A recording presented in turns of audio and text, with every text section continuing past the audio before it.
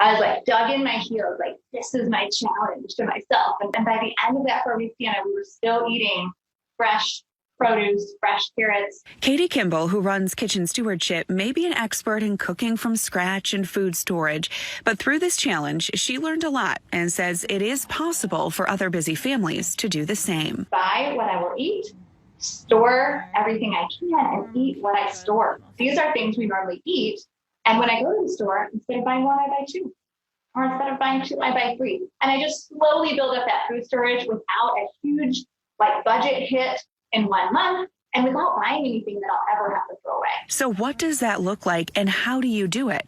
Here's some tips. So first, you got to give props to beans and rice, right? Because you can buy beans and rice hugely in bulk, or really any dry grain, 2 or 3 or even 4 times a week. I was using my dry goods storage so that my produce could stretch. So that was really important to me. I know that saves the budget. What about produce? Everybody knows that potatoes and onions last forever because they disappeared right away in the stores, right, in March when the pandemic started. Red onions don't last quite as long, but they'll still give you a month usually. And then we move into, other things. So cauliflower, it's pretty hardy. That's going to last at least 2 weeks, sometimes 3. Radishes are pretty hardy. If you cut them, you can put them in a jar of water to make them stay longer and just switch off the water every couple days. And carrots last a really long time, especially here in Michigan in the winter months and in the early spring. I would put things out in the garage so that I expand my fake refrigerator space. Apples and citrus, classic kid-friendly fruits. We buy about 400 pounds of apples at the orchard in September and October, and we are still eating off of them in January and February.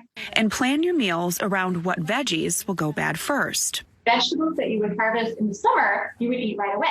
So that's how you want to eat when you shop. You eat all the, your cucumbers, your lettuce, maybe tomatoes. You want to eat those in the first week. And then in the second week, you think about those fall vegetable squashes like spaghetti squash and butternut squash. Cabbage for sure. Now I let my cabbage look ugly even on TV because I got to show you this. I've had this cabbage 2 months, I think. Not kidding. And if I just peel off the outer ugly leaves, hardly any waste, it's good to go. I can have fresh salad on week 4 or week 8 without having to worry about my lettuce getting all wilty.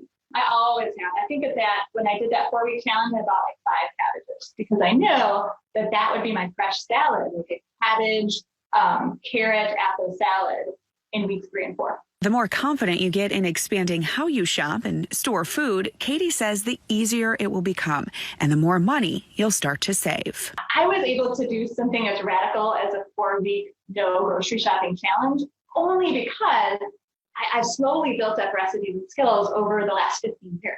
I would love to shop every 2 weeks instead of, 3 times a week.